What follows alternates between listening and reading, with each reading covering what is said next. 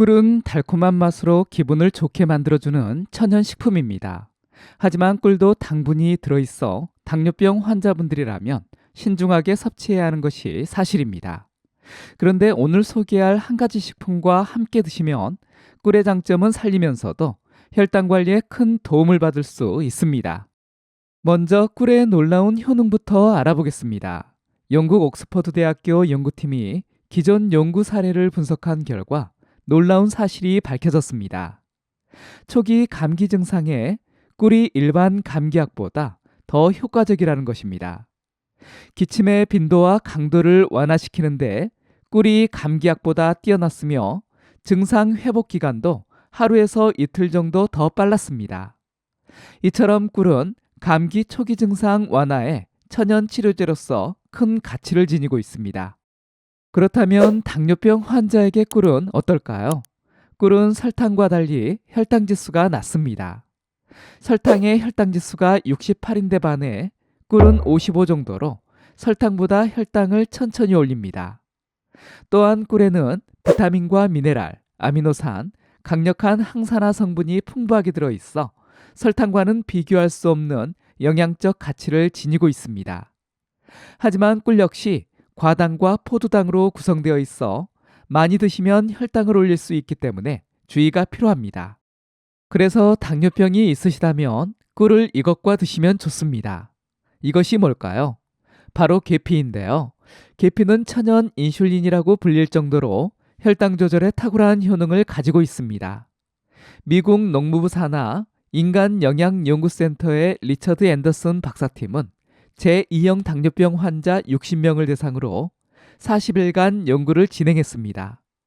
계피가루를 매일 섭취한 그룹에서 혈당이 최대 29%, 중성지방이 30%, 나쁜 콜레스테롤이 27%, 총 콜레스테롤이 26%까지 감소하는 놀라운 결과가 나타났습니다. 반면 계피를 섭취하지 않은 대제군에서는 아무런 변화가 없었습니다. 더욱 놀라운 것은 연구가 끝난 후 20일이 지나도 낮아진 혈당 수치가 그대로 유지되었다는 점입니다. 계피에 함유된 특정 폴리페놀 성분이 인슐린과 비슷한 역할을 하면서 인슐린의 효율을 높여주기 때문입니다. 따라서 꿀과 계피를 함께 섭취하면 꿀이 혈당을 올리는 것을 계피가 막아주고 두 식품의 영양소가 시너지를 내서 당뇨병 관리에 큰 도움이 됩니다. 이 두 식품의 조합은 당뇨병뿐만 아니라 다양한 건강 효과를 보여줍니다. 첫째, 강력한 항산화 효과입니다. 꿀에는 플라보노이드를 비롯한 항산화 성분이 풍부하고 계피에는 무려 41가지의 항산화 물질이 들어있습니다. 이러한 항산화 성분들은 활성산소를 제거해 세포 손상을 막고 노화를 늦추며 각종 만성질환의 위험을 줄여줍니다. 둘째, 관절염 완화에 효과적입니다.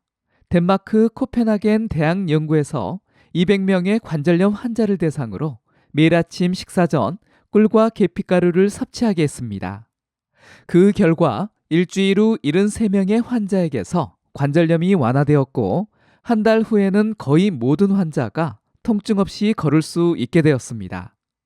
꿀의 플라보노이드와 계피의 신라말데하이드 성분이 강력한 항염증 효과를 발휘해 염증과 통증을 줄여주기 때문입니다.